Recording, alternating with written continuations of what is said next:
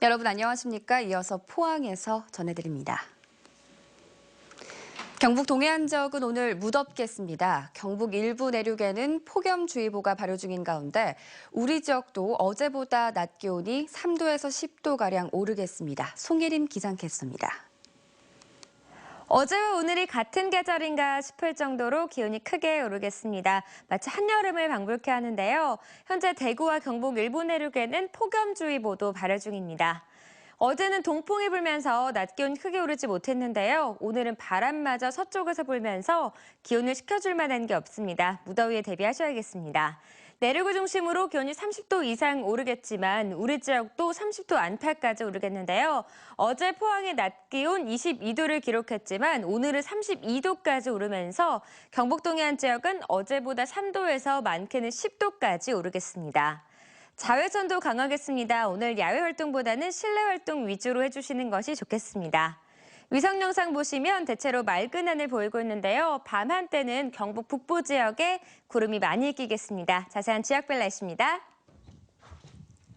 오늘도 경북 동해안은 맑겠습니다. 밤 한때 경북 북부에서는 구름이 많아지겠습니다. 낮 최고 기온은 울진 26도, 영덕 30도, 포항과 경주 32도입니다. 울릉도와 독도는 오늘 하루 종일 구름이 끼겠습니다. 한낮 기온 살펴보시면 울릉도 23도, 독도 21도입니다. 동해남부 먼바다는 오전에 구름 조금 끼겠고요. 그 밖에 동해상은 구름 많겠습니다. 오늘은 동해 전해상에 안개가 짙게 끼는 곳이 있겠습니다. 바다의 물결은 0.5에서 1.5m로 일겠습니다. 당분간은 맑은 날씨가 이어지겠습니다. 날씨였습니다. 한 달 전쯤 포항공항에 여객기가 재취하겠지만 탑승률이 예상보다 저조해 노선 유지에 비상이 걸렸습니다. 보도에 김철승 기자입니다. 지역민들의 관심 속에 147인승 대한항공 여객기가 재취항한 포항공항.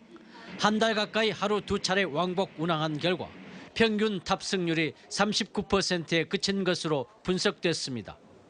재취항 전 45%에 비해서도 6%포인트 낮고 손익분기점인 70%에 훨씬 못 미치고 있습니다.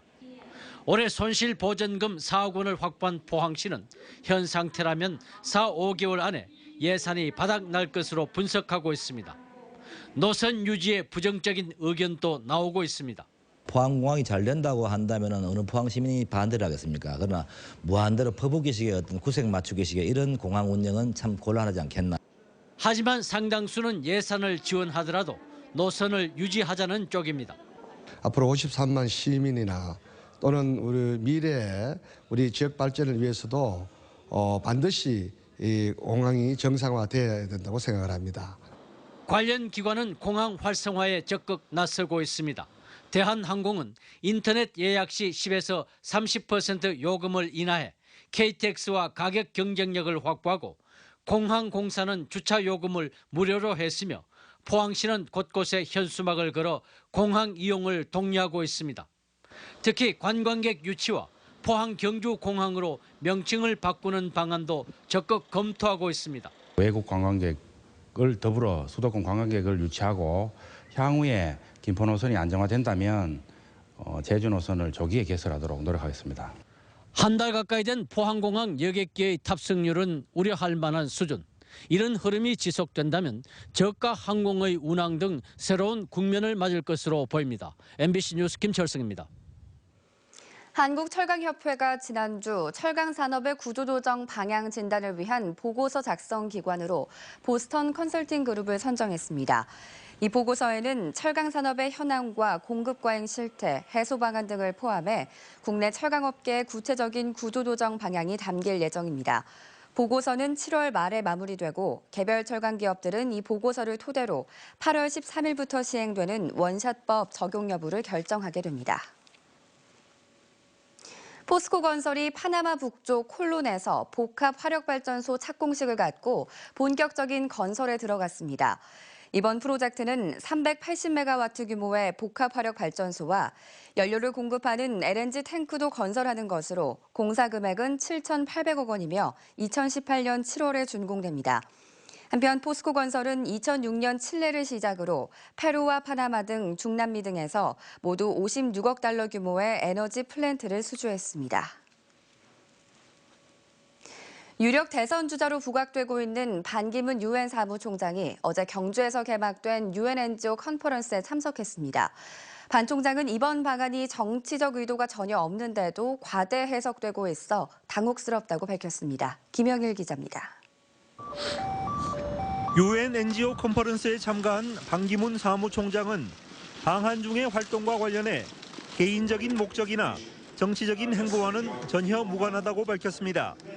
정치적인 행보나 이런 건 전혀 무관하게 오로지 그 국제적인 유엔 사무총장으로서 국제적인 행사에 참여하고 주관하기 위해서 온 것입니다. 고국에서 열리는 유엔 행사를 위해 방한했는데 대선 행보로 비춰져 당혹스럽다며 남은 임기를 성실히 수행하겠다고 밝혔습니다. 이에 앞서 개막 연설에서는 이번 회의의 주제인 지속 가능한 개발과 차별 없는 세계 시민 교육의 중요성에 대해 언급했습니다. Education is critical to nurture global citizens who can rise to the challenges of the 21st century. 경주에서 개막한 유엔 NGO 컨퍼런스에는 세계 1,500여 개 비정부기구 단체가 참여해 환경과 빈곤 문제 등 전 세계가 직면하고 있는 5개 주제를 놓고 사흘간 해결책을 모색합니다. Achieving the sustainable development goals together is of extreme importance. We are here to demonstrate our commitment and determination to forge a new path forward. 특히 이번 행사는 아시아와 아프리카 지역에서는 처음으로 경주에서 열려 유엔에서의 한국의 위상을 재확인했고 국제회의 도시 경주를 세계에 알리는 좋은 기회가 되고 있습니다. MBC 뉴스 김향일입니다. 경상북도는 오는 2020년부터 울릉도 전역에 천연 용천 샘물을 수돗물로 공급하기로 하고 상하소망 구축 사업을 본격적으로 추진하고 있다고 밝혔습니다. 경상북도와 울릉군은 사업비 270억 원을 들여 내년까지 현포와 태하, 구암 지역에 상수도를 우선 공급하고 2단계로 울릉읍 지역에 식수를 공급하는 통합 상수도 시설을 구축하기로 했습니다. 이 사업이 완공되면 울릉도는 우리나라에서 유일하게 천연 안반 용천수를 상수원으로 사용하게 되고 그동안 관광 성수기에 겪던 수돗물 부족난도 해소될 전망입니다. 울릉도 잠수 어업인들의 주 소득원인 소라를 보호하기 위해 다음 달부터 9월까지 채취가 금지됩니다. 울릉군은 소라 번식기인 다음 달부터 넉 달 동안 마을어장과 항포구 등지에서 소라 채취 행위를 단속하기로 하고 어업인 단체와 판매업소에 공문을 보내는 한편 채취를 금지하는 현수막을 부착하기로 했습니다. 이 기간 동안 소라를 채취하다 적발되면 2년 이하의 징역이나 2천만 원 이하의 벌금, 어업정지 20일 이상의 비교적 무거운 행정처분이 내려집니다.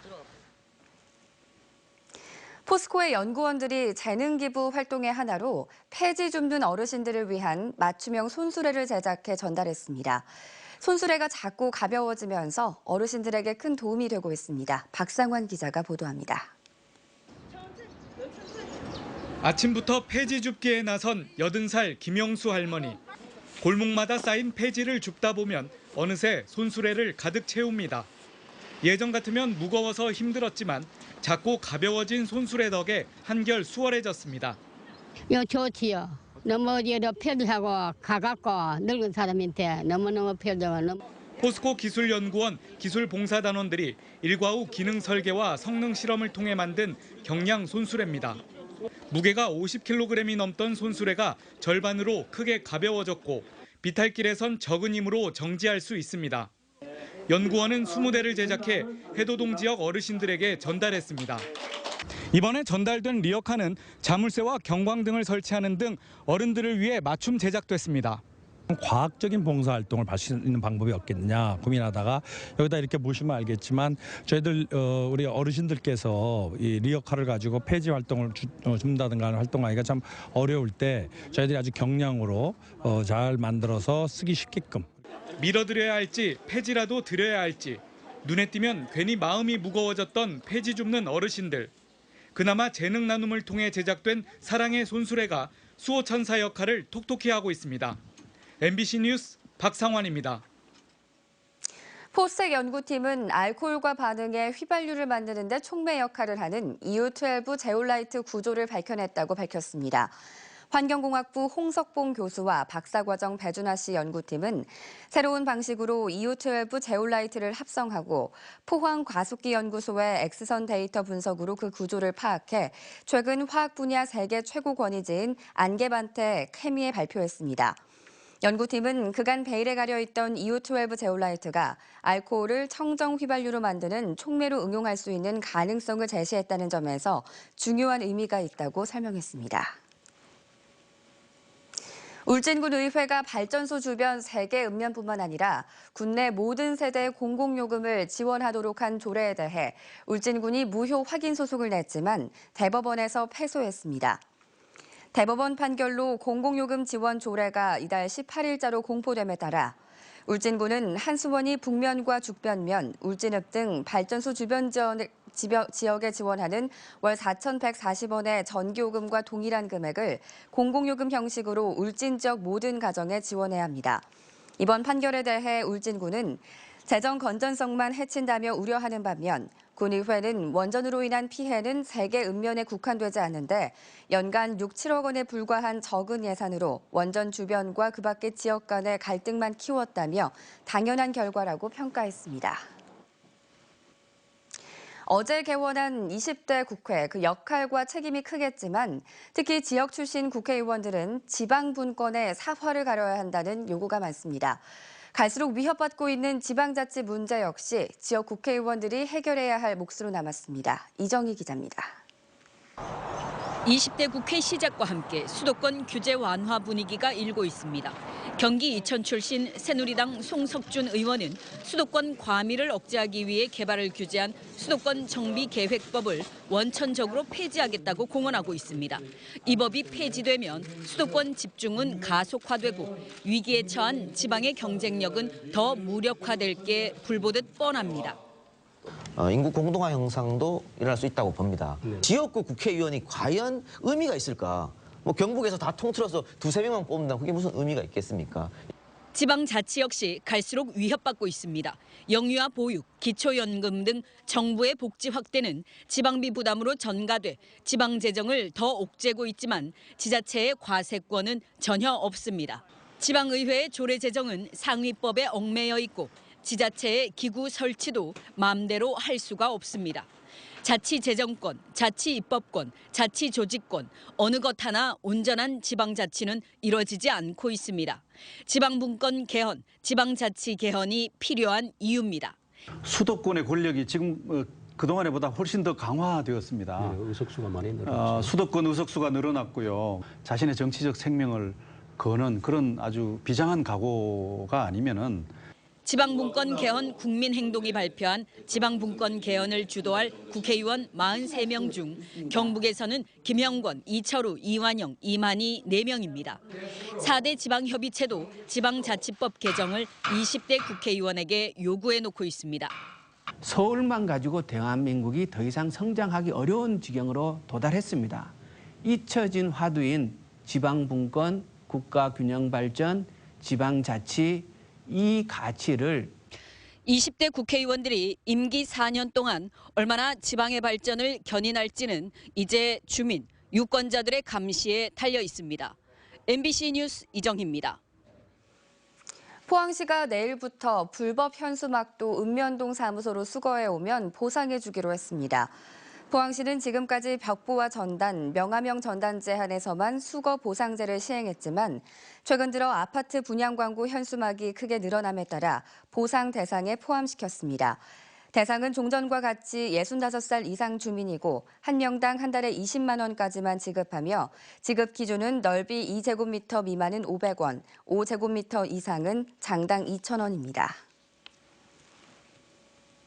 다음 달 7일 개장할 영일대 해수욕장의 수질은 모든 항목에서 적합한 것으로 나타났습니다.